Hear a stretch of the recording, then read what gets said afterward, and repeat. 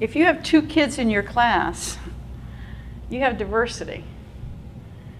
You have 40 kids in your class, you clearly have diversity. And to think that all 40 of your kids, or my kids, need the same instruction for 45 minutes or for 90 minutes in your block schedule, it's not realistic. They don't all have the same needs. You've already talked about that. So how can we help target what it is they actually need? Well, we want them to do that self-assessment.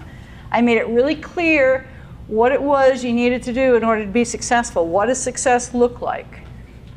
And these were the first 2.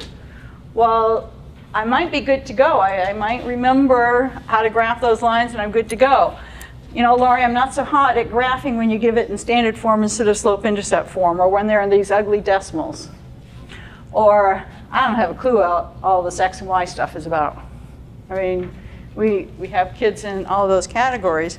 And there are ways in which we can then, and this got moved over a little bit, but there are different ways in which within our own resources, whatever you're using for resources, where do you want those kids to go next? What do they do next in their learning based upon where they are now? And I keep coming back to this, where they are now.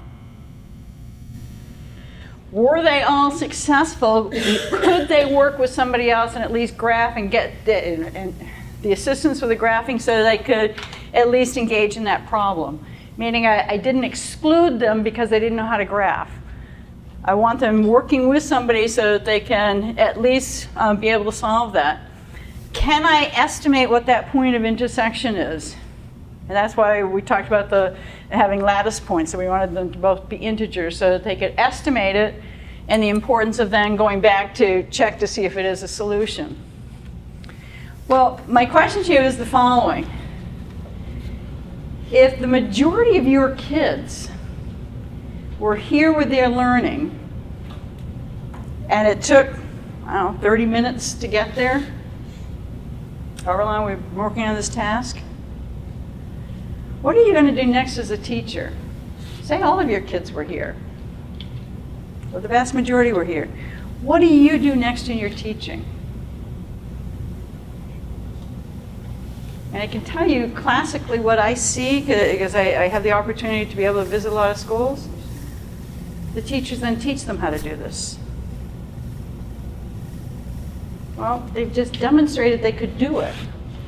In other words, they teach the lesson as if they hadn't done this investigation. They go ahead and say, oh, solving by graphing, step number 1, step number 2, step number... That's what the success criteria was about. And if they've demonstrated they can do it, I would say that the best thing that we could do as teachers is actually have our kids do some more problem solving right now. Don't send those problems home for kids to do and get stuck on, and then they come back the next day, and what do? We go over the homework, and we show them how to do it the next day, and then we get behind so we don't get our whole lesson taught, and then we send them home to do more that they don't know how to do, and then we come back the next day, and so it becomes a cyclic problem. If they've demonstrated they're able to do this, let them practice at home what they already know how to do. Matter of fact, John Hattie's research says that kids should only be doing at home what they already know how to do.